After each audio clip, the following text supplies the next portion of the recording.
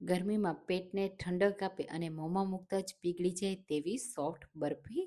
Hello friends, હું છું શીતલ. તમારું સ્વાગત છે મારા કિચનમાં. જુવારના લોટમાંથી તો તમે ઘણી બધી રેસીપી બનાવી હશે, પણ જો આવી સોફ્ટ બરફી બનાવી લીધી ને તો બધાની ફેવરેટ થઈ જશે, સાથે દાંત વગરના લોકો પણ ખાઈ શકશે અને ગરમીમાં એકદમ ટેસ્ટી અને હેલ્ધી અને ઠંડક આપશે. તો ચાલો બનાવી એકદમ સિમ્પલ છે. બસ 1 કપ જુવારનો લોટ લેવાનો, તમને આસાનીથી માર્કેટમાં મળી જશે અને ઘરે પણ તમે લોટ દળીને પણ યુઝ કરી શકો છો.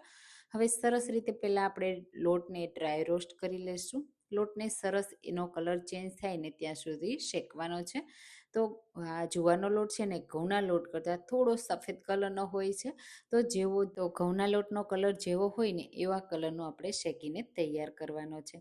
તો તમે જુવારના લોટમાંથી કઈ કઈ રેસીપી બનાવો છો ને મને કમેન્ટમાં ચોક્કસથી કહેજો. અને હા, આ રેસીપી તમને કેવી લાગી એ પણ જરૂરથી કહેજો. મારી રેસીપી તમે કઈ જગ્યાએથી અને કઈ સિટીમાંથી જુઓ છો ને એ મને જરૂરથી કહેજો, મને ખૂબ ગમશે.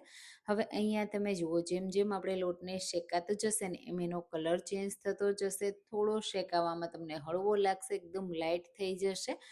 હવે ત્યારે આપણે એમાં ઘી એડ કરીશું. તો 1 કપ લોટ સામે માત્ર 1/4 કપ ઘી એડ કરવાનું છે.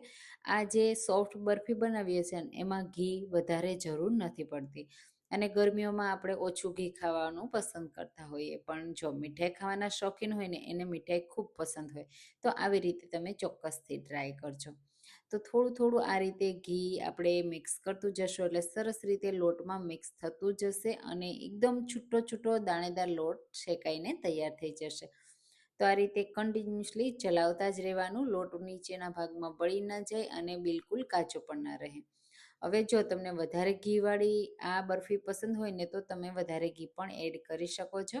આ જે જુવારની બરફી છે ને એને બનતા બહુ ઓછો સમય લાગે છે. આપણે ખાંડ વગર, ચાસણી વગર તૈયાર કરવાના છીએ. તો આ રીતે લોટ શેકાઈ જાય ને તમે જુઓ કેટલો સરસ શેકાઈ ગયો છે અને દાણેદાર થઈ ગયો છે. બસ ત્યાં સુધી શેકાવા દેવાનો, ગેસની ફ્લેમ લો રાખવાની. હવે જ્યાં સુધી થોડો હળવો લોટ શેકાય છે ને ત્યાં સુધીમાં આપણે તૈયાર કરીશું સાકરનો પાવડર, જે ખાસ કરીને ગરમીઓમાં ખાવાથી આપણા શરીરમાં ઠંડક મળે છે.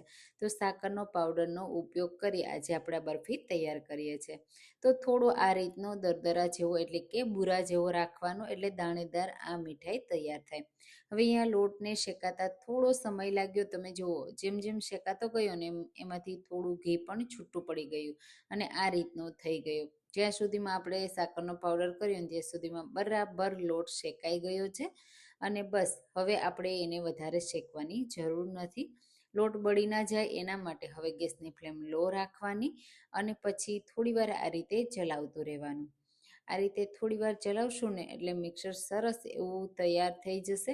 હવે આમાં તમને જે પણ ફ્લેવર પસંદ હોય ને ફ્લેવર આ સમયે એડ કરી દેવાની. હું થોડા ખસખસના દાણા એડ કરું છું અને મિક્સ કરી દેશું. ખસખસ સરસ રીતે શેકાઈ જશે. લોટ પણ ગરમ છે અને પેન પણ ગરમ છે અને ગેસની ફ્લેમ પણ ચાલુ જ છે. હવે આપણે એમાં સાકરનો પાવડર મિક્સ કરીશું. તો સ્વાદ પ્રમાણે તમે મિક્સ કરી શકો છો. હવે જે અડધો કપ આપણે સાકર પીસીને પાવડર કર્યો હતો ને તે બધો મેં એડ કર્યો છે. મિક્સ કરી દેશું.